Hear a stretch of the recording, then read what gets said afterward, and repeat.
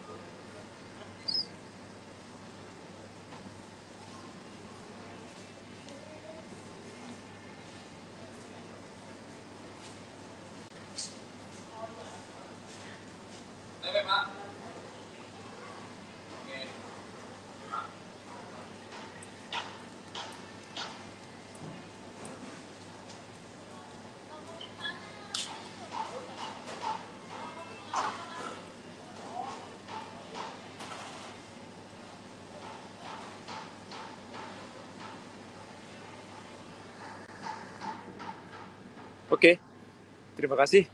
Sebentar saya coba upload presentasi saya.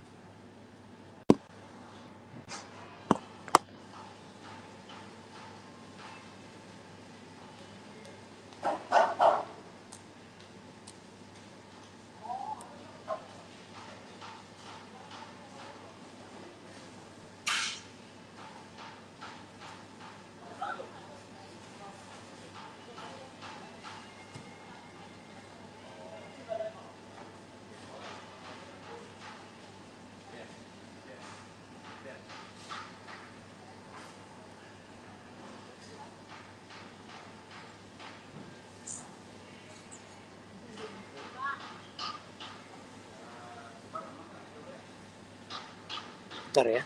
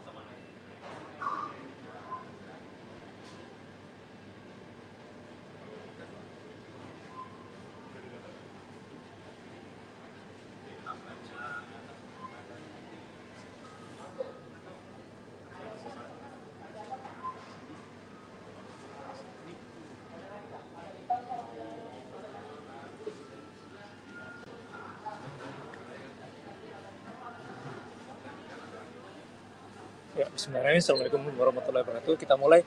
Hari ini kita ada diskusi bagaimana kita bisa mempunyai usaha atau kegiatan bisnis. Dan bisnis ini kita bisa mulai, kemudian kita bisa scale up, dan kita bisa dapatkan kesuksesan di bisnis ini, harapannya untuk ke depannya. Jadi mungkin dari sisi judul yang mau saya bawakan hari ini adalah Building Digital Startup. Nanti saya akan sebutkan alasannya kenapa saya melihat bisnis yang mau kita diskusikan ini adalah startup. Jadi sebenarnya kita bisa punya bisnis banyak ya. Maksudnya beberapa jenis bisnis yang mungkin yang paling sederhana mungkin jualan makanan mungkin ya, atau jualan buku misalnya. Nah, tapi dari sisi scale up-nya atau akselerasinya itu bisnis digital itu lebih dimudahkan. Kalau misalnya kita bisa lihat beberapa tahun ke belakang itu banyak bisnis digital yang mendapatkan akselerasinya ya, kalau misalnya gaspol gitu ya. Jadi mereka bisa meningkatkan kapasitas bisnisnya, skala bisnisnya. Jadi karena mereka ada perhitungannya, dan dari sisi infrastruktur atau kegiatan operasional bisnisnya juga agak lebih mudah untuk bisa bikin skala yang lebih besar. Jadi kita sebutnya akselerasi gitu ya. Walaupun bisnis-bisnis lain juga bisa sebenarnya. Cuman hal ini dimudahkan memang, tapi di bisnis digitalis karena memang saking maraknya, jadi kalau dilihat dari sukses rasionya mungkin ya banyak juga bisnis-bisnis yang bertumbangan gitu ya. Dan juga banyak juga bisnis-bisnis yang ada scam apa namanya istilahnya tidak dijalankan sebagaimana yang diharapkan oleh partner bisnis yang ada. Mungkin sebelum saya masuk ke agenda, boleh kalau misalnya ada yang mau ditanyakan di awal ini, atau yang dengan melihat judul ini atau dengan melihat judul tema atau diskusi kita pagi ini, mungkin ada pertanyaan sebelumnya. Mungkin nanti dari pertanyaan itu kita bisa coba address atau kita bisa komunikasikan pada saat saya lagi presentasi. Boleh kalau misalnya ada, silakan open mic aja, atau mungkin dari public chat juga boleh. Boleh kalau ada, saya tunggu.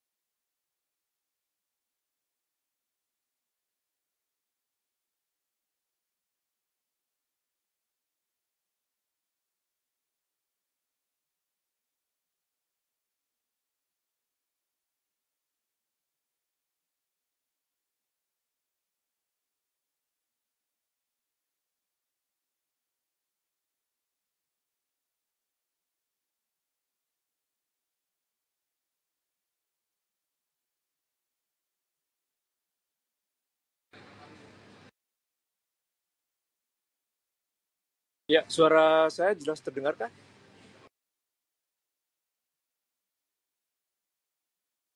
Oh ya, terima kasih Fajar.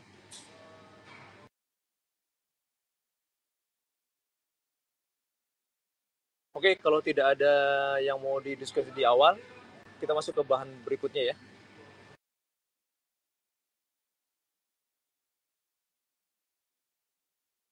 Jadi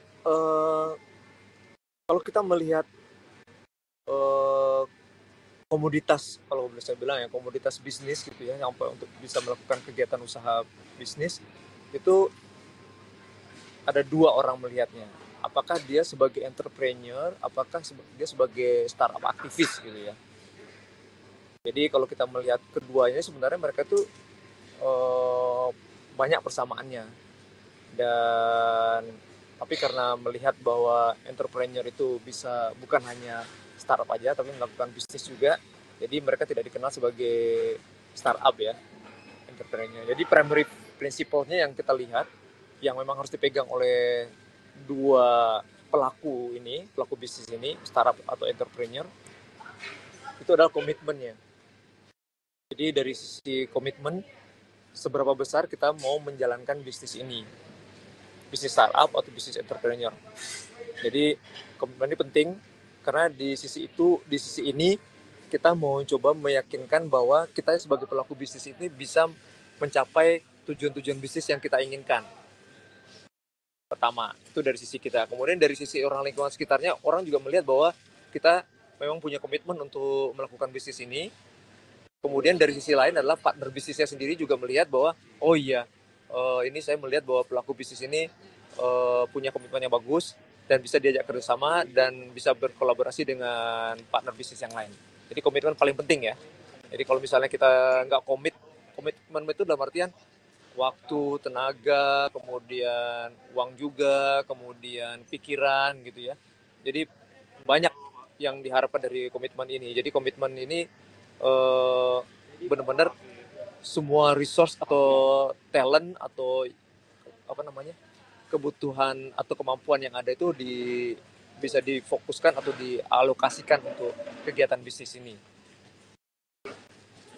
Itu komitmen ya.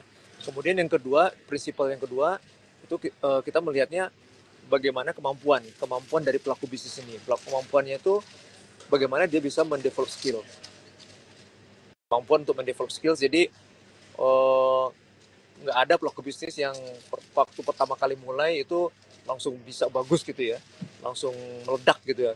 Jadi yang dilihat adalah bagaimana stagingnya dia mendevelop skillsnya dia dari sisi storyline yang sebelumnya atau yang mau akan dicapai di story-story berikutnya. Nah itu skillsnya harus jelas, ya yang mau di develop apanya yang sesuai dengan yang berhubungan dengan kegiatan bisnisnya. Jadi kegiatan bisnisnya misalnya kegiatan bisnis digital, berarti semua pengetahuan tentang kegiatan bisnis digital dia harus tahu. Misalnya digital marketing, kemudian keuangan ya, keuangan juga mungkin ada laporan yang bisa online mungkin misalnya. Jadi kalau dari kegiatan wira swasta sendiri adalah kalau misalnya dia bukan bisnis digital ya dia harus tahu infrastruktur tokonya misalnya, kemudian kemampuan pembuatan laporan keuangannya, pengaturan keuangannya dan lain-lain. Kemudian yang kemampuan kegiatan berikutnya adalah authority-nya. Jadi dia punya authority untuk melakukan perencanaan dalam bentuk strategi, kemudian dari strategi dituangkan dalam bentuk perencanaan untuk pelaksanaan dan untuk melaksanakannya. Jadi kemampuan ini yang dilihat dari pelaku startup sama pelaku entrepreneur. Jadi bisa mengembangkan skills-nya. Skills itu banyak macam ya, ada hard skill, ada soft skill. Kemudian authority itu dia punya authority untuk bisa mengexecute gitu ya. Jadi kadang-kadang kalau kita bisa melihat ada investor atau siapa yang mungkin membiayain kegiatan bisnis, dia ingin ikut campur mengontrol. Jadi authority-nya harus ada di dia. Ya, kemudian prinsip berikutnya adalah bagaimana bisnis ini di fund-nya, dibiayainya, diongkosinnya. Jadi kapitalnya diambil dari mana. Nah, itu juga prinsip yang harus dipunyain oleh para pelaku bisnis startup dan entrepreneur terutama. Ibaratnya walaupun kita mungkin punya kekuatan kapital atau punya kekuatan modal gitu ya, tapi tetap modal itu kan ada batasnya. Apalagi kalau kita mau men-scale up, memperbesar bisnis kita. Biasanya kemampuan modal sendiri itu terbatas. Dan tentunya dari kemampuan kapital tadi, fund your business tadi, itu harus dilihat dari balance bottomnya. Jadi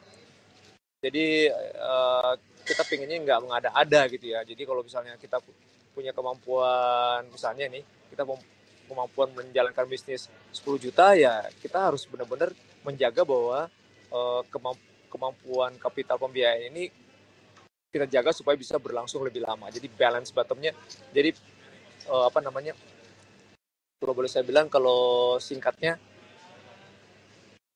revenue atau pendapatan yang akan diperoleh oleh bisnis ini bisa paling tidak bisa membiayai bisnisnya secara mendasar.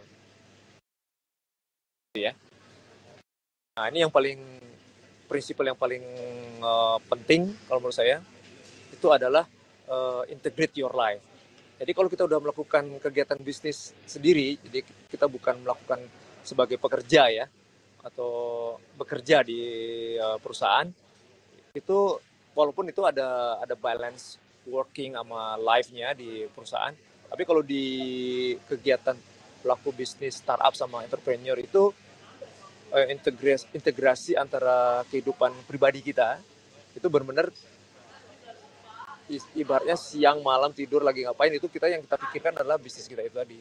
Kegiatan apapun, misalnya kita diskusi sama teman-teman ya, diskusi sama orang-orang sekitar kita, yaitu orang melihat kita adalah bahwa kita itu adalah pebisnis startup, pebisnis entrepreneur. Jadi benar-benar harus diintegrate to your life. Itu udah konsekuensinya ya. Jadi 4 hal ini kalau menurut saya adalah prinsipal utama kalau misalnya teman-teman memilih untuk menjalankan perjalanan hidup teman-teman ke depannya itu sebagai startup atau entrepreneur. Kalau ada pertanyaan silakan open mic aja ya, kalau enggak di public chat juga boleh. Jadi pengen saya sebenarnya hari ini kita lebih banyak di diskusi sambil saya menyampaikan apa yang menurut saya bisa dijadiin bahan pembicaraan.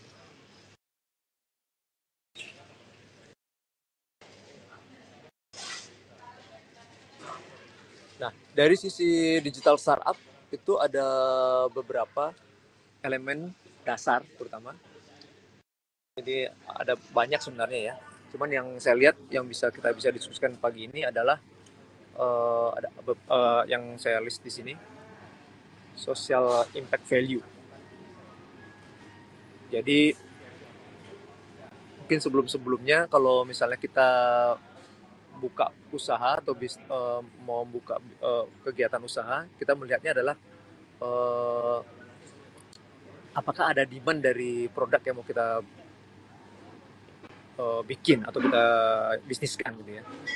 Tapi di sini semakin berkembang eh, berkelanjutannya itu sudah mulai mengarah ke societal impact value. Jadi pada saat kita melakukan bisnis atau menyediakan bahan untuk bisa dijadikan produk, itu impact value-nya apa? Sosial, secara sosial. Jadi kalau misalnya mungkin teman-teman juga sempat melihat ada beberapa kegiatan orang bikin produk, dia akan menunjukkan social impact value-nya itu dengan SDG ya. Jadi Sustainable Development Governance yang ada di World Economic Forum itu kan ada banyak itu SDG-nya. Nah, di situ biasanya orang merefer ke situ. Bagaimana ke depannya di forum World Economic Forum ini memang dia melihat kegiatan aktivitas sosial atau kegiatan aktivitas bisnis ke depannya tuh paling tidak harus di framework-kan lah kalau menurut mereka ya. Framework itu maksudnya ada arahannya lah. Jadi itu bukan hanya tanggung jawab dari government aja, tapi dari seluruh lapisan masyarakat supaya mereka tahu bahwa ke depannya tuh kita tuh mau jadi atau punya society seperti apa. Atau kita mau lihat lingkungan atau environment kita itu bekerja dan kehidupan dan berkeluarga dan bermasyarakat itu seperti apa. Jadi si World Economic Forum ini bisa dijadikan sources untuk kita melihat social impact value dari digital startup kita ini di bagian mananya sih kontribusinya di SDG ya. Dari ada beberapa kalau nggak salah 12 atau berapa gitu ininya apa namanya yang mereka perhatikan. Nah, biasanya juga social impact value ini kalau misalnya ini contoh kasusnya misalnya ada dua kasus misalnya. Misalnya kita lagi di terminal gitu ya misalnya. Ada orang meminta-minta misalnya. Nah, kita mungkin ada perasaan bahwa kita melihat kondisi dia juga. Apakah dia membutuhkan atau tidak. Jadi kita kalau misalnya kita ada, kita bisa berikan donasi gitu ya. Kemudian ada hal lain lagi, ada orang yang kalau saya bilang meminta-minta secara memintanya itu adalah minta donasi ya kalau kita melihatnya. Kemudian ada orang lagi cara memintanya adalah dengan memberikan sesuatu, misalnya dia memberikan brosur atau dia memberikan bunga. Nah cara-cara kayak gini itu adalah bagaimana mengapproach yang penerima produk itu merespon daripada produk yang kita tawarkan. Jadi kan kita menawarkan donasi kepada orang tanpa memberikan apa-apa dengan hanya menunjukkan bahwa kita memang membutuhkan. Kemudian satu lagi dia meminta orang untuk memberikan donasi dengan menunjukkan bahwa ini loh donasinya itu nanti ada penjelasannya. Terus yang ketiga adalah dia tidak meminta donasi, tapi dia memberikan sesuatu, misalnya bunga gitu ya, atau memberikan tisu gitu ya, untuk keperluan itu, dia nanti mengharapkan ada donasi dari situ. Jadi kira-kira dari tiga ini efektivitasnya ternyata itu dari yang ketiga yang banyak mendapatkan perhatian karena mereka sudah berinteraksi langsung dengan yang mau menerima produknya. Ibaratnya kalau misalnya kita tadi di awal itu hanya menunjukkan, dia tidak bisa berinteraksi, dia pasif ya. Kemudian yang kedua, dia memberikan informasi, tapi dia juga agak ya semi pasif lah. Tapi kalau yang ketiga, dia memberikan sesuatu, kemudian langsung berinteraksi, yang diberikan itu juga akan merespon. Nah, respon itu biasanya lebih efektif karena kita udah langsung dapat feedback gitu ya. Jadi makanya di digital startup ini kita melihatnya social impact value itu bisa langsung mengena ke orang yang kira-kira akan mengambil produk kita sebagai bisnis kita gitu ya. Kemudian yang kedua, startup foundation elements kita yang kita bisa lihat itu adalah ability untuk bisa di-execute. Jadi misalnya kita udah punya produk digital kita itu seperti jualan misalnya tadi yang lebih gampang gitu ya.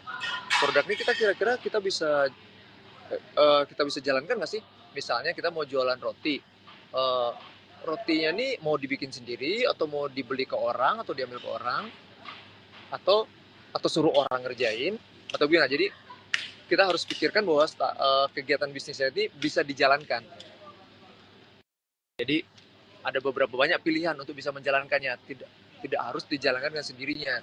Ini jadi tergantung kita punya kemampuan untuk menjalankan bisnis ini di posisinya sebagai role apa. Jadi misalnya saya pernah beberapa kali cerita ke teman-teman, itu ada bisnis dia, kalau boleh saya bilang termasuk digital bisnis, karena dia melakukan kegiatan bisnisnya menggunakan fasilitas internet. Jadi dia mengkampanyekan salah satu jualan apa namanya, alat-alat kecantikan gitu ya, kalau boleh saya bilang makeup gitu ya. Nah, dia mengkampanyekan itu dengan jualannya dia, kemudian dia mendapatkan order-order, kemudian yang dia pikirkan adalah dia mengorder semua permintaan dari pembelinya ini, mengorder langsung ke pabriknya. Nah, jadi diteruskan ordernya ke pabrik, jadi dia tidak memproduksi sendiri. Jadi ibaratnya dia hanya digital marketing aja, dia mengorder pabriknya, tapi dia proses supply chain, proses pengadanya dia tahu semua. Jadi di situ dia bisa melakukan apa namanya, scale up dengan digital startupnya tadi. Jadi order-ordernya bisa bertambah terus, kemudian kemampuan produksi dari pabrik kan itu juga tergantung order ya. Kalau jadi bisa di scale up juga. Nah, tinggal delivery-nya aja nanti.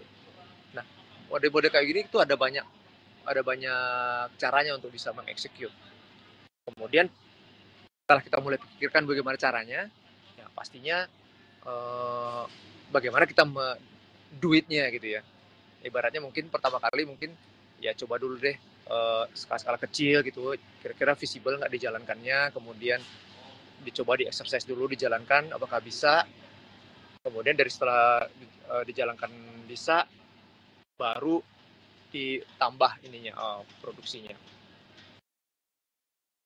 Jadi yang kita pikirkan itu sebagai retail startup, ya kita harus bisa melihat bahwa itu bisa dijalankan. Kadang-kadang kita punya ide ini, ya udah ide gitu aja ya, tapi idenya nanti gimana ya jalaninnya. Nah itu mungkin juga harus dipikirkan sampai bisa di execute, kemudian kita bisa aktif untuk bisa melakukan scale up-nya. Nah dari sisi scale up-nya itu juga ternyata scalable itu juga berlaku buat leadership-nya. Leadership itu dalam artian tim kita.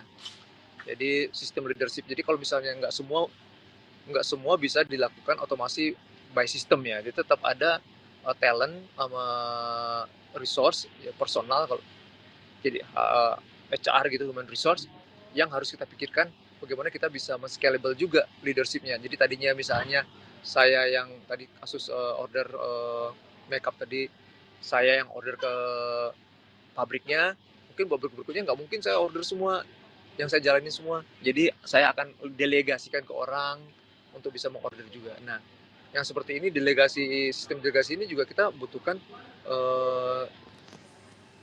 sistem leadership ya. Jadi kita juga harus pikirkan bagaimana leadership-nya bisa dikembangkan. Kalau kita memang mau mengembangkan startup ini untuk bisa di scalable nantinya, diakselerasi dan bisa sukses nantinya ya. Nah,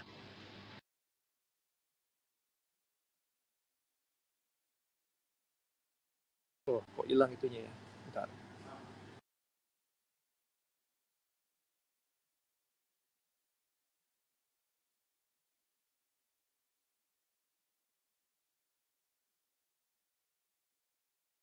Oh, sebentar saya sambil jalan.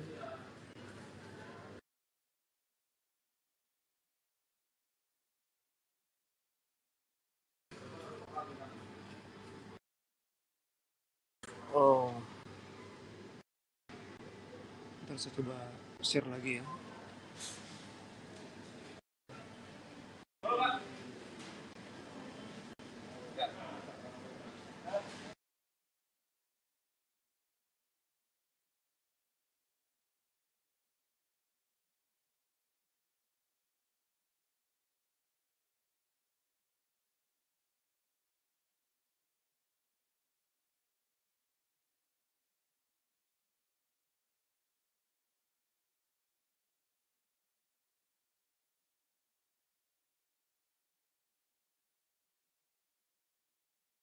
Terus maaf saya tadi lupa.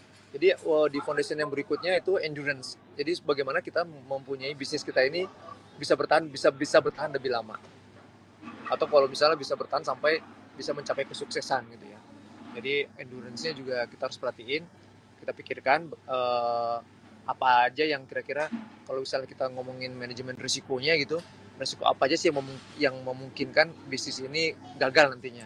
Jadi kita bisa definisikan di awal-awal, ya nggak usah terlalu detail mungkin ya, karena di awal-awal tuh masih perkiraan aja, kira-kira yang mengganggu siapa, kompetisinya siapa, terus produk-produk apa kira-kira yang bisa bersaing dengan ini, dari siapa, harga kah, dari sisi kualitas kah. Nah, endurance ini uh, sudah mulai diperhatikan dari awal. Jadi di awal-awal mulai pembentukan sebagai elemen dasarnya kita harus perhatikan uh, ketahanan dari produk kita ya. Boleh kalau teman-teman nanti ada yang pengen didiskusikan tertentu, mungkin kan saya agak lebih umum ininya diskusinya. Kalau misalnya ada pertanyaan, boleh kita jadikan itu studi kasusnya kita nanti mau kita diskusikan. Jadi 4 hal inilah sebenarnya saya melihat bahwa foundation dari startup itu uh, diperhatikan, dan ini bagian dari manajemen risiko lah kalau menurut saya, manajemen risiko kita untuk bisa mendapatkan kesuksesan di bisnis digital kita. Nah, ini mungkin yang agak unik sendiri karena kita mengalami COVID ya.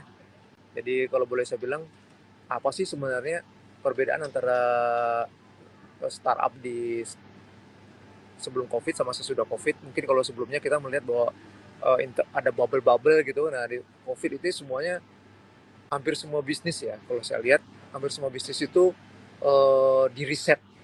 Jadi kalau boleh saya bilang, semua mulai dari titik nol gitu. Kalau misalnya kita ke pom bensin gitu, ini titik nol ya Pak. Nah, tapi mungkin nanti kan tinggal yang ngegasnya seberapa jauh. Kalau misalnya dia udah eksis, ya dia mungkin gasnya lebih bagus. Tapi sebenarnya adalah untuk ke marketnya tuh semuanya dari titik nol. Karena di riset sama si Pak COVID ini ya. Jadi ada beberapa pemikiran. Jadi bagaimana kita bisa mendapatkan keberhasilan di membangun kegiatan digital startup di COVID era, setelah COVID ya. Jadi sebenarnya hal ini juga harusnya sih dipunyain oleh startup-startup sebelumnya ya. Tapi ternyata di pas post COVID area ini masyarakat atau ekosistem atau investor atau partner-partner itu lebih memperhatikan ini. Jadi honest, jadi kejujuran kita. Jadi pada saat kita lagi building ini, kita juga harus ngeliatin bahwa kita sebenarnya honest, walaupun mungkin dalam artian kita mungkin ada info-info yang kita tidak tahu ya. Tapi maksudnya kita membangun ini bukan niatnya mau ngebohongin orang, mau melakukan scam gitu, melakukan merugikan orang lain. Jadi memang di awalnya kegiatan bisnisnya harus dimulai dari kejujuran. Itu nanti akan kelihatan dari pembicaraan pada saat lagi mungkin misalnya kalau lagi ada pitching atau lagi ada diskusi, kamu sebenarnya produknya mau di seperti apa, bentuknya apa. Nah, itu bisa kelihatan. Jadi kebiasaannya yang diragukan pasti akan ditinggalkan gitu ya. Jadi kejujuran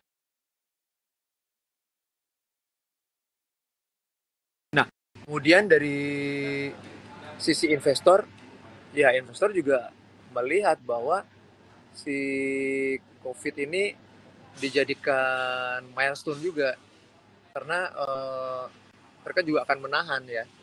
Nah, menahan dalam artian kalau misalnya another COVID muncul lagi, atau misalnya pada masa COVID itu ternyata ada stage-stage-nya gitu ya, itu bagaimana dengan bisnisnya, apakah masih bisa jalan atau tidak.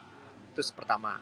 Kemudian kedua adalah karena investor itu menahan untuk bisa mencairkan dana untuk modalnya, jadi uang-uang yang ada di investor itu juga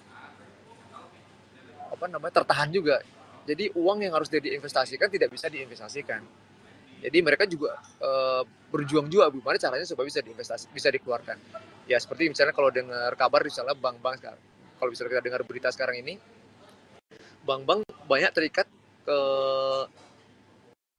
kebijakan OJK yang ketat terhadap pemberian kredit atau kredit modal atau kredit konsumer karena masa COVID. Jadi banyak misalnya kena pinjol, kemudian jadi kredit recordnya kurang bagus. Jadi uang-uang yang harusnya diputar oleh bank itu masih tertahan di bank. Jadi ibaratnya dana yang dipegang bank sekarang tuh berlimpah gitu ya, nggak bisa dicairkan, nggak bisa disalurkan. Nah ini juga masalah buat investor, karena juga mereka harus cari sesuatu yang, mereka berjuang juga mencari sesuatu yang bisa dikeluarkan supaya bisa uangnya itu istilahnya bisa diinvestasikan lah ya. Nah kemudian dari sisi itu yang harus kita lihat dari investor mindsetnya seperti apa. Kemudian dari sisi kita juga harus melihat agak low profile, think low. Think low itu dalam artinya ya kita nggak usah terlalu memberikan janji muluk-muluk, mabuk gitu ya. Wah nanti bakal ini. Ya pokoknya mimpi-mimpi yang terlalu indah gitu ya. Ya kita juga harus melihat bahwa kalau dulunya mungkin orang melihatnya, oh nanti bakalan bagus nih kayak gini, bakalan jackpot gitu ya. Kalau dulu mungkin orang akan banyak berbuat seperti itu. Kalau sekarang dari post covid area ini kita melihatnya para pelaku bisnis digital ini diharapkan untuk bisa think low, dalam artian santai aja dulu sambil lihat jalannya gimana gitu ya. Jadi dengan dia berpikiran think low ini, tapi dari sisi produknya itu bisa masuk dan bisa dipakai di masyarakat. Jadi mungkin akan lebih banyak dikurangin untuk bisa misalnya harapan-harapan atau cita-cita yang terlalu tinggi atau muluk-muluk gitu ya. Jadi kita menunjukkan bahwa kita punya tujuan atau visi misi itu achievable lah. Achievable dalam artian nggak terlalu sophisticated gitu ya. Nggak, ya mungkin nggak terlalu jackpot lah kalau saya bilang. Yang penting bisnisnya bisa jalan. Nah, harapan berikutnya setelah post covid hari ini juga ya kayak seperti harapan sebelumnya sebenarnya ya.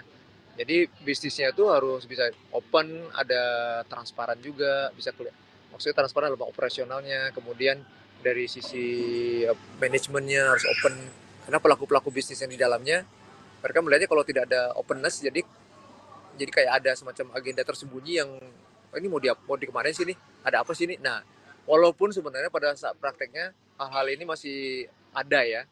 Misalnya ada ya, kalau bisa kita lihat atau kita mendengar berita ada yang IPO, ternyata di IPO-nya ada yang tidak open gitu ya, cuman ya ada yang disembunyikan. Walaupun masih ada itu, tapi sebagai kita baru memulai bisnis digital, di awal kita yang dilihat itu adalah bagaimana bisa open dan transparan dalam sisi kegiatannya. Nah, yang tidak kalah pentingnya itu mempunyai strong advisory board. Jadi kalau misalnya kita lihat yang besar aja, misalnya Google gitu yang bisa besar seperti itu juga dari foundernya itu mereka merekrut strong advisory board. Jadi memasukkan profil-profil kuat untuk bisa join di force-nya Google ya. Mungkin kalau bisa baca di sejarah Google bisa lihat itu kita dengan adanya advisory board ini, kolaborasi antara founder dengan co-founder dengan komunitas itu lebih balance gitu ya. Balance dalam artian make sense gitu. Make sense itu ya masuk akal lah kegiatan yang mau dilakukan dari awal. Mungkin kalau kita lihat misalnya Google tuh bisnisnya seperti apa sih, kok kayaknya cuma searching engine gitu aja kok bisa besar seperti itu gitu ya, mungkin logikanya di mana gitu ya. Nah, tapi mereka merekrut advisory board itu bisa bisa dikembangkan menjadi ekosistem ternyata. Jadi ekosistem uh, yang mendukung kegiatannya, jualan produknya. Jadi ibaratnya kalau kita punya produk kecil yang kayaknya niche banget, walaupun sebenarnya kalau kita bikin produk emang harus bagusnya yang niche, yang spesifik gitu ya, spesifik yang kita memang bagus di situ. Soalnya kalau kita punya produk yang bisa semua gitu, orang juga akan melihat apakah kita punya kemampuan untuk mengeksekut nggak nih, yang seperti saya sebutkan di awal tadi. Jadi emang harus dilihat dari sisi produknya. Nah, di sini advisory board-nya itu bisa punya kontribusi untuk bisa menjembatani komponen kecil kita itu bisa berinteraksi dengan ekosistem yang ada di luar. Nah, hal yang penting berhubungan dengan COVID era lagi adalah post crisis growth. Jadi biasanya memang ekspektasi investor atau yang punya modal misalnya, atau kita sendiri mungkin sebagai founder atau co-founder, itu harapannya ya growth-nya itu ya algoritmik gitu ya. Kalau langsung melejit gitu ya, bukan algoritmik, hiperbola gitu ya, jadi langsung meningkat jauh gitu ya. Nah, cuman kita memang dari sini kita memang harus agak slow sedikit untuk bisa istilahnya mengumpulkan energi supaya growth-nya itu nanti bisa dipertanggungjawabkan lah ke depannya.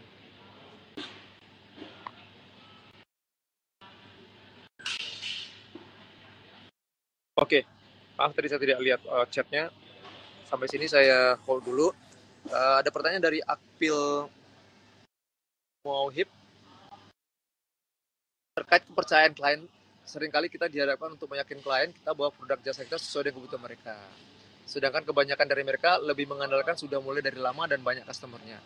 Bagaimana cara kita membangun kepercayaan itu lagi? Apakah startup kita memang baru, apalagi startup kita baru memang. Ya, terima kasih Akpil.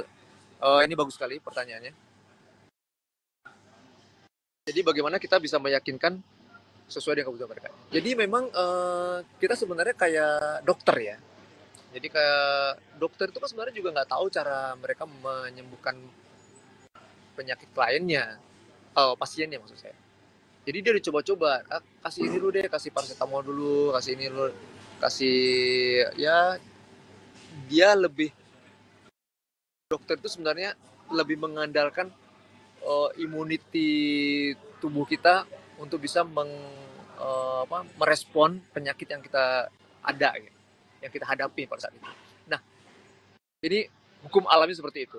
Nah, kalau kita ngelihat dari kebutuhan produk, ya hukum alamnya kita bisa ambil adalah dari produk-produk yang ada tadi. Kalau misalnya kita head to head gitu dalam artian sama gitu ya, kita harus cari value kita di mana. Misalnya kita sama-sama jualan apa, misalnya saya paling gampang sebenarnya jualan makanan, roti misalnya gitu, sama jual rotinya ini saya sama dengan misalnya roti tawar gitu, saya roti tawar juga, saya jual roti tawar juga. Nah, terus apa perbedaannya kamu, kenapa saya harus mereplace yang roti tawar yang saya beli sebelumnya? Oh enggak pak, ini rotinya lebih putih, lebih green, lebih ini. Oh boleh dicoba dulu pak. Nah, ibaratnya customer itu kalau mereka belum mencoba, belum merasakan, dia belum tahu value kita tuh di mana. Jadi kalau misalnya kepercayaannya tadi akan muncul kalau dia sudah berinteraksi, yang saya sebutkan tadi di awal. Ada orang yang menjualan donasi tadi ya, ada 3 hal. Jadi kita harus bisa mengkondisikan bahwa kita bisa berinteraksi dengan kliennya. Atau mungkin kalau misalnya tidak bisa langsung ke kliennya, orang di sekitar kliennya atau komunitas sekitar kliennya. Jadi karena mungkin kliennya mungkin udah nggak bisa digoyang gitu ya, ya kita mulai bergerak ke samping-sampingnya. Samping-sampingnya bergerak, komunitasnya bergerak, itu ibarat air gitu ya. Ya kalau ibaratnya kalau ada yang sudah ke bawah, yang dia akan ngikutin aja arusnya gitu ya. dia akan nyoba. Apalagi tadi saya bilang interaksinya adalah kalau dia sempat udah nyoba, dia akan bisa merasakan value dari kita. Nah, kalau sudah bisa melakukan value, berarti kan nanti kan berikutnya adalah trust. Trust itu adalah bahwa value itu sebenarnya kita bisa deliver. Nah, itu yang mungkin jadi challenge kita juga, bagaimana kita bisa membangun kembali trust bahwa kita bisa mendeliver value tadi. Nah, yang saya lihat seperti itu. Jadi memang yang harus dijaga adalah interaksi customer, klien. Jadi customer voice atau client voice itu benar-benar harus didengerin. Kadang-kadang kita kan cuek ya, tapi juga nggak perlu takut juga misalnya kalau ada negatif feedback dari klien terus kita merasa langsung down, ya kita juga nggak perlu seperti itu. Kita juga dengan adanya feedback negatif positif, ya itu kita harus respon bagaimana kita meresponnya. Jadi walaupun responnya positif, kita juga belum tentu bisa langsung berbangga ria ya, dalam artian wah udah bagus nih, tapi pada saat kok feedback positif, apa startnya ada 45 terus, tapi kok penjualannya kecil. Nah, itu juga kita jadinya apa namanya? Terombang-ambing dengan feedback. Perasaan kita udah oke gitu. Nah, sebenarnya yang biasanya customer lihat itu adalah improvement. Jadi kalau memang perlu ya kita keluarkan sedikit gitu ya. Jadi kalau misalnya kita lihat apa namanya? Logikanya aja misalnya, kalau teman-teman sempat perhatikan ada kecepatan CPU dulu Intel misalnya, dia mengeluarkannya dikit-dikit itu kan, kecepatan sekian berapa gigahertz ini, kemudian memori juga, memori keluarkan yang 4 giga 8 giga, lama-lama tubuh. Jadi apa namanya, kalau boleh saya bilang endurance-nya, sustainability dari produk kita tuh kita jaga. Nah, itu yang kita coba dekatkan ke feedback customer tadi adalah kita akan meet ekspektasi customer, tapi kita dilebihin lah. Jadi high expectation, kita bisa mendapatkan high expectation walaupun tidak langsung apa namanya terlalu mewah gitu loh ya ekspektasinya ya. Karena kalau terlalu mewah mereka juga akan mundur. Oh ini ekspektasinya terlalu jauh nih. Uh, Apalagi nanti harganya pasti akan berkaruh, harganya akan lebih mahal. Mereka akan langsung mundur. Jadi memang harus meet expectation, kalau bisa dilebihin sedikit. Dalam artian ya kita over satisfaction gitu ya. Jadi customer ini kita yang kita benar-benar jaga. Semoga bisa menjawab ya Akpil ya. Ya, terima kasih kembali Akpil. Oke, tadi saya juga diskusikan bagaimana kita melihat COVID era ini sebagai milestone ya. Milestone dalam artian titik yang harus kita perhatikan bagaimana produk atau bisnis, pelaku bisnis itu harus melihat yang mau kita bertransaksi bisnis itu ekosistemnya itu kolamnya seperti apa. Jadi ada beberapa hal tadi sudah sebutkan. Kalau misalnya masih ada pertanyaan, boleh juga ya. Nah, pastinya teman-teman akan bertanya, jadi sebenarnya idenya tuh seperti apa sih bagusnya? Sama. Kemudian kalau saya punya ide, apakah ide saya itu udah bagus belum ya? Kemudian saya belum punya ide nih, gimana saya supaya bisa punya ide bagus? Terus pertanyaan-pertanyaan ini akan muncul terus tentang ide ya, startup ide. Karena ini akan menentukan pergerakan kita ke depannya sebagai pelaku digital startup. Apakah kita akan komitmen ke ide ini? Apakah nanti akan berubah? Berubah dalam artian kalau orang lihatnya pivot gitu ya. Pivot dalam artian kita memanfaatkan infrastruktur yang ada tapi kita mengerjakan hal yang lain. Jadi misalnya ada salah satu partner saya yang melakukan pivot ini. Tadinya dia cuman jualan digital startup, jualan event aja. Jadi kalau ada event, dia info-info gitu. Kemudian dari info-info itu dia nanti dibayar gitu ya. Dapat istilahnya kan dia mengiklankan event-event itu ya. Tapi ternyata setelah di COVID dia ada pivot. Dan itu juga sebenarnya disupport dengan tadi ada investor mindset ya. Tadi mungkin dia juga mungkin kecipratan lah, dalam artian investor ini punya kelebihan dan dia pengen idea ini dipegang oleh partner saya ini tadi. Nanti kalau misalnya ada yang mau diskusi tentang bisnis partner saya boleh nanti ya, terpisah. Tapi intinya saya mau sampaikan adalah bahwa cita-cita, idea dari awal udah cakep-cakep, kemudian udah bagus gitu ya, itu dalam perjalanannya bisa ada pivot.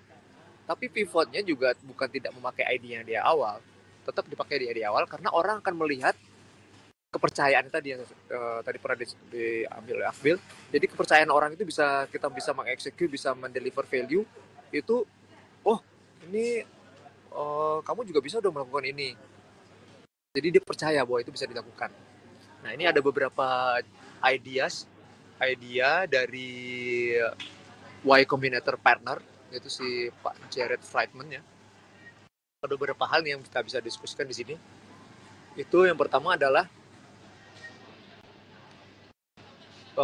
kalau kita punya idea atau kita pingin untuk melakukan bisnis di digital startup ini, kita biasanya mulai dengan tim pastinya ya. Jadi timnya itu juga kita pilih-pilih tim yang kita, termasuk kitanya, yang itu memang bagus di bidang yang kita mauin. Jadi kita pilih-pilih tim yang kira-kira bagus di bidang kita gitu ya. Jadi kalau misalnya kita diskusi apa namanya bisnis di IoT misalnya atau di engineering misalnya, ya itu kita lihat ya pasti di tim kita harus ada yang bagus di engineering pastinya.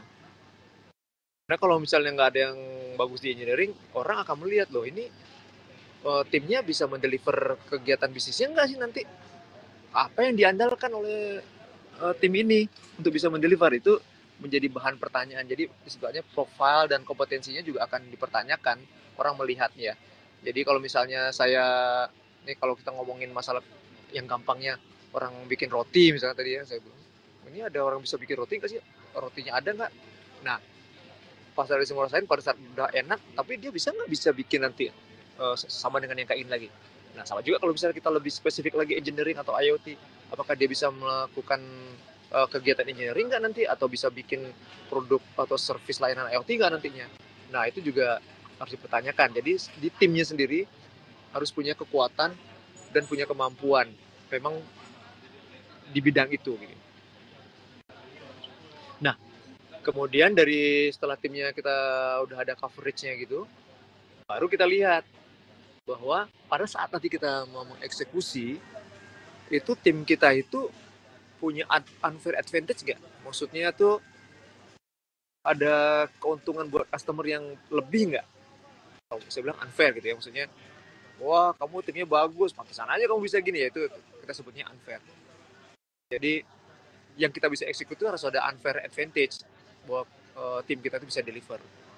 Jadi ibaratnya tim kita tuh bukan tim ecek-ecek lah ya gitu ya, atau tim yang biasa-biasa aja, tapi kita punya tim yang punya unfair advantage khusus untuk spesifik kegiatan yang kita mau idea itu dijalankan. Nah, kemudian dari itu ya, jadi tim yang bagus. Kemudian dari sisi idea sendiri, ya kita bisa berpikir idea itu atau sesuatu itu kira-kira kita apa namanya? Misalnya kita melihat sesuatu masalah, kita berharap masalah itu diselesaikan sama orang. Kira-kira orang mau nggak sih bikinin produk itu kira-kira. Jadi kita memposisikan kita sebagai customernya, kira-kira ada orang nggak sih yang mau bikinin membantu saya membuat engineering atau membuat IoT. Misalnya yang paling gampang mungkin saya yang lagi ingat itu anak saya itu punya kegiatan apa namanya science gitu ya, kompetisi science. Dia berpikiran bahwa dia mau bikin tempat sampah yang bisa memilah-milih organik dan organik. Nah dia ya kita challenge idenya ini kira-kira orang lain mau bikinin nggak sih buat kita, kira-kira mau nggak orang bikinin. Nah itu yang di challenge-nya.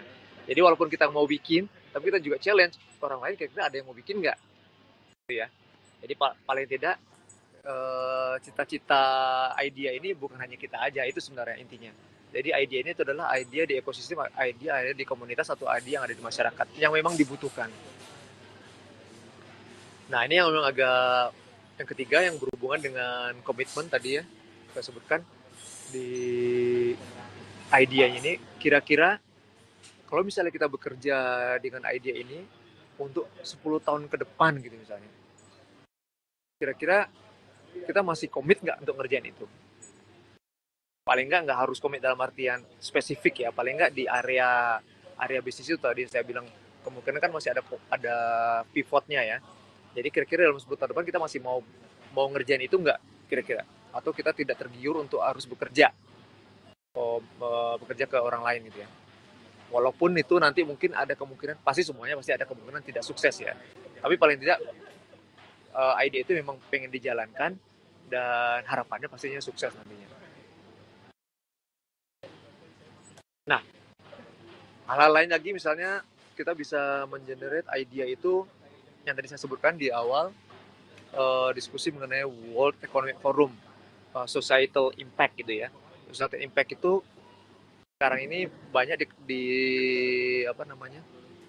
diinisiasi oleh organisasi internasional. Mereka melihatnya bahwa 5 tahun, 10 tahun, 20 tahun ke depan itu society itu atau dunia ini pengennya mereka seperti apa. Nah, mereka punya SDG tadi ya. Jadi, nah kalau misalnya kita mau lihat idea, kita bisa lihat perubahan-perubahan apa yang terjadi historically dalam artian ke belakang ini, sekarang, kemudian kira-kira yang ke depan berapa, gimana. Kalau misalnya mungkin kita lihat yang gampangnya sekarang itu adalah persaingan atau kompetisi mengenai AI misalnya sekarang ini ya. Padahal sebelumnya, kalau boleh saya bilang 10 tahun yang lalu, bahkan mungkin waktu zaman early orang mengenal AI, belajar AI itu udah kayak nggak membumi, apa sih ini AI gitu ya. Kemudian robot apalagi dulu ya, mungkin ya, robotnya udah benar-benar bukan sesuatu yang bisa dijadiin bisnis lah, apalagi bisnis kita ini. Tapi belakangan ini, kedepannya ternyata semua itu visible gitu. Jadi walaupun kita nggak punya kapital terlalu besar, tetap punya harus kapital ya sekarang ini ya. Sekarang, tapi mungkin ke depannya. Tapi kita bisa apa namanya? Bisa menjalankan bisnis yang berhubungan dengan high tech ini tadi. Ya kayak misalnya tadinya kita misalnya tidak bisa bikin bisnis proposal, dengan adanya ChatGPT kita bisa dapat bisnis proposal dari ChatGPT. Nah yang kayak gini, walaupun bukan saya mau coba ngajarin tapi hanya memanfaatkan AI tools. Jadi tools ini harus dimanfaatkan untuk bisa memenuhi kepentingan kita. Jadi kira-kira apa? Bisa juga mungkin kalau misalnya mau banyak juga dilakukan oleh orang-orang sekarang, yaitu kira-kira idea, dia tanya sama ChatGPT, kira-kira apa ya yang bisa saya kembangkan untuk idea yang dibutuhkan oleh orang gitu ya. Ini nggak ada hubungannya sama personal, kecuali mungkin nanti di prompt engineering-nya, kalau misalnya kita lagi query ChatGPT-nya, kita bisa bilang bahwa saya punya skill ini, kira-kira buat saya cocoknya seperti apa gitu.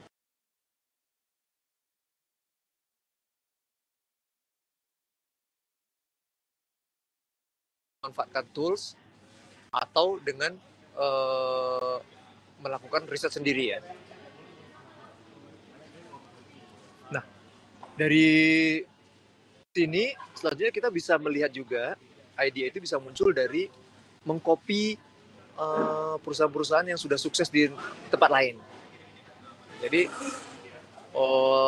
mereka punya keterbatasan untuk bisa, misalnya sukses di Amerika, sukses di Eropa, mereka punya keterbatasan untuk bisa masuk ke pasar Indonesia misalnya. Nah, yang sukses di Amerika, yang di Eropa, yang di Cina misalnya, kita copy itunya di Indonesia misalnya. Karena mereka juga belum tentu bisa punya kemampuan untuk bisa expand marketnya ke Indonesia gitu ya. Ya ini banyak dilakukan oleh teman-teman startup besar yang lainnya, suka semacam Gojek, Grab, Uber gitu ya. Kan tadinya juga awal-awalnya Uber, sekarang ternyata di copy aja di Indonesia, bikin Gojek gitu ya, hampir sama seperti itulah. Walaupun mungkin tidak akan persis, tapi secara idea itu dia dapat lah bagaimana cara mengantisipasi pembuatan idea ini. Jadi yang lebih mudahnya langsung copy paste ya. Tapi kalau misalnya copy pastenya ternyata udah banyak orang melakukan juga, nah kita lihat variasinya dari copy paste ini apa aja. Jadi kalau misalnya Gojek itu kan misalnya nganterin orang misalnya, ya mungkin variasinya kalau yang sekarang kan mereka bikin lagi variasi nganterin barang gitu ya. Terus kemudian nanti macam-macam lah nanti kita bikin variasinya. Yang menurut kita kayaknya itu bisa jadi value editnya kita, bahwa ide-ide ini kita bisa pakai. Dan kita juga nggak harus bekerja, misalnya kita nggak harus bekerja dalam membuat Gojek sendiri gitu ya. Kita juga bisa masuk ke ekosistemnya Gojek misalnya, atau misal masuk ke ekosistemnya aplikasi Tokopedia misalnya, yang seperti ada startup yang misalnya dia di Tokopedia dia bisa memanage store-store yang ada di internet, dia bisa manage Shopee, dia bisa manage Tokopedia. Nah, dia bikin aplikasi sendiri untuk bisa memanage itu. Jadi kita lihat varian-varian yang kira-kira bisa berkolaborasi dengan existing produk atau yang existing brand yang sudah jalan ya. Sama dengan kalau kita misalnya dari sisi produk store gitu di toko, ya kita jual di tokonya jual baju, dia jual juga yang lain, aksesoris yang lain. Bahkan brand-brand terkenal juga sekarang mereka juga masuk ke yang bisnis-bisnis yang tidak mereka bagus. Jadi misalnya kalau misalnya brand, misalnya contoh gampangnya misalnya LV gitu ya. Ya LV mungkin sekarang belum ya, tapi di produk-produk yang lain itu ada merek-mereknya bikin parfum juga dia. Padahal nggak ada hubungannya dengan bisnis awalnya. Bisnis awalnya tuh tas gitu ya, atau kulit-kulit, tapi dia sekarang bikin parfum. Kemudian ada tren juga orang ternyata bikin bisnis cafe di parfumnya, di brandnya. Jadi di samping mereka buka store, mereka buka cafe juga di situ. Nah, hal-hal seperti ini kita bisa jadiin semacam variasi daripada ide-ide awal yang sudah sukses. Jadi kita tinggal lanjutkan aja kesuksesannya ini. Kemudian berikutnya ide juga bisa di-generate dari crowdsourcing. Crowdsourcing itu maksudnya ya kita ngobrol sana, ngobrol sini, ikut webinar ini, webinar itu, kemudian tanya sini, tanya sana. Nah, sambil kita mempitching lah ide kita ini kira-kira gimana ya visibility-nya di market. Jadi dengan berbicara ini, dengan itu juga kita semacam kayak mengeduket market bahwa ini ada ide ini kira-kira bisa dijalankan nggak? Kalau bisa dijalankan, kira-kira mau beli nggak? Nah, yang kayak gitu. Jadi atau bisa diskusi dengan hal-hal yang lain, kita lempar ide-ide tertentu, ternyata kita dapat ide-ide yang lain dari orang lain. Artinya ide itu mereka punya permasalahan yang mereka anggap itu lebih penting daripada ide kita. Nah, itu juga bisa membantu kita untuk mengenerate ide-ide baru untuk bisa membuat kita menjadi pelaku bisnis digital startup tadi. Nah, ini yang paling banyak terjadi ini itu biasanya di industri. Industri itu biasanya kan produknya massal ya. Jadi massal dan mereka udah istilahnya udah comfort zone gitu ya. Ya kayak misalnya dulu mungkin pernah dengar cerita IBM yang melepas bisnis laptopnya yang kayak gitu. Jadi mereka kalau misalnya memaksakan IBM bisa terus jualan laptop juga mereka akan tenggelam ya, dalam artian mereka akan habis uangnya di situ gitu ya. Nah, sekarang ini juga kejadian juga mungkin pernah baca di bisnisnya Intel. Bisnis Intel juga ada mulai kelihatan ini dia terlalu banyak membesarkan dirinya sendiri tanpa membesarkan ekosistemnya, pingin besar sendiri, jadi akan jadi semacam the second big blue lah ya dia kalau menurut saya di industri manufacture chip pertama itu akan dikalahkan sama industri chip-chip yang lain. Ini kan juga berhubungan dengan kegiatan ekosistem yang dibangun sama mereka. Jadi misalnya kalau misalnya kita ngomongin Intel misalnya, itu berhubungan dengan industri AI, kemudian industri IoT, bahkan mereka sampai terkalahkan dengan Nvidia. Nvidia sekarang melejitnya jauh. Padahal Nvidia itu industri chip, tapi khusus untuk memproses grafik aja. Kalau Intel kan dia memproses komputasi algoritma buat laptop atau PC gitu ya. Tapi ini malah itu yang lebih dibutuhin daripada uh, industri chipnya yang si Intel punya gitu. Padahal Intel juga punya sebenarnya graphic card gitu ya. Tapi nggak seheboh yang dipercaya oleh masyarakat, oleh komunitas ke Nvidia. Jadi ternyata Nvidia melakukan disruptif di sini. Jadi merusak pasar, bukan merusak pasar maksudnya, CPU itu sebagai komoditas. Kemudian si GPU itu menjadi the next commodity juga nantinya. Tapi sekarang mereka masih bagus lah ininya, industrinya. Jadi ada beberapa ide ini yang menurut partner di Y Combinator yang disampaikan, yang menurut saya juga valid ya cara-cara ini. Dan Y Combinator itu juga bukan saya promosi, Y Combinator itu juga masuk di Indonesia, mengambil dan memberikan investasi ke secara angel investor ke startup di Indonesia. Kebanyakan memang di Bandung sih, mungkin karena ide-idenya banyak di Bandung ya. Jadi mereka mungkin bisa coba browse nanti atau cari informasi lebih jauh. Mereka bisa kasih pendanaan dari 100.000 sampai 500.000 US dollar. Itu sebagai angel investor. Jadi dia nggak balik pun uangnya nggak masalah buat dia. Karena dia melihatnya adalah dia ngebangun ekosistemnya dan mencari founder-founder. Kira-kira yang founder yang bisa bertahan itu siapa aja nanti mereka akan break. Jadi ekosistemnya mereka udah bagus lah. Nah itu juga diikutin oleh investor-investor lain kegiatan ini. Jadi kalau saya lihat idea itu kelihatannya tidak ada value-nya, tapi sebenarnya kalau sudah bisa dipikirkan bagaimana jalannya, idea itu nanti akan ada value dan bisa berkontribusi ke kegiatan ekonomi komunitas atau masyarakat. Sampai di sini ada yang mau ditanyain? Sebentar saya cek, ada yang public chat. Belum ada. Kalau ada yang open mic juga boleh ya.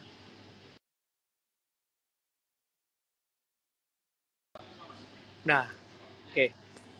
Ternyata sudah habis. Jadi saya punya Q&A, ini salah satu contoh yang kalau kita misalnya punya generating idea, ini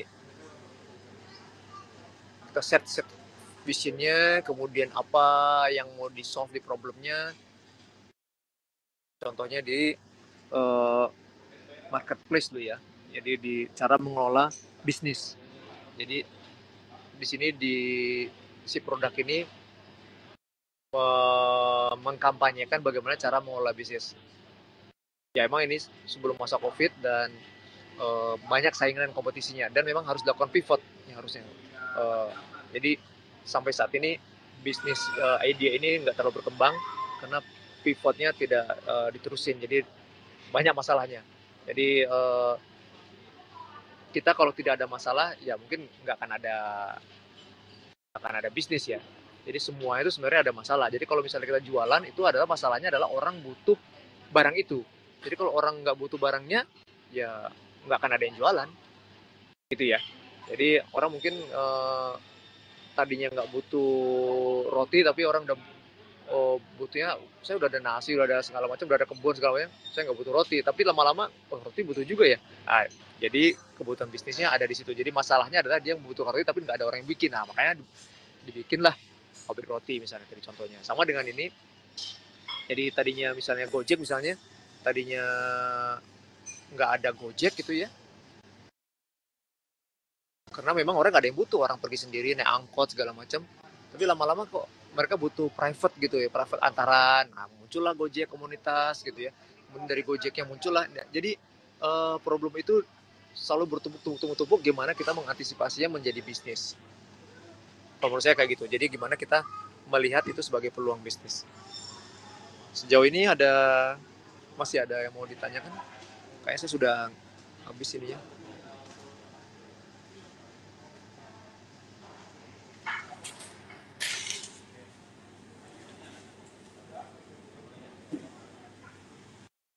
Gimana? Ada yang mau open mic? Ada yang mau public chat?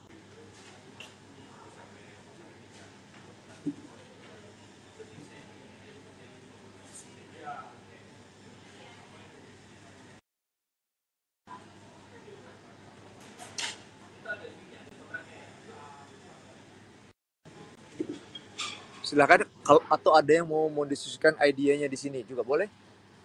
Siapa tahu nanti bisa mendapatkan pencerahan juga buat kita semua di sini. Ternyata ada ide itu atau mungkin mau coba kampanyekan idenya sendiri juga boleh. Silakan.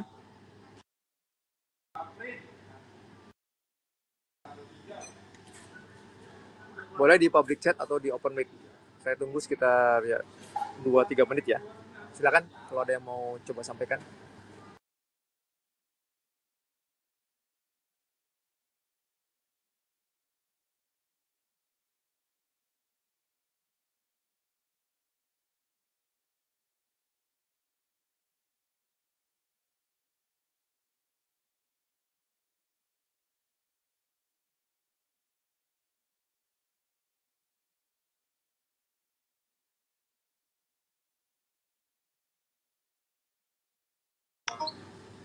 Gimana?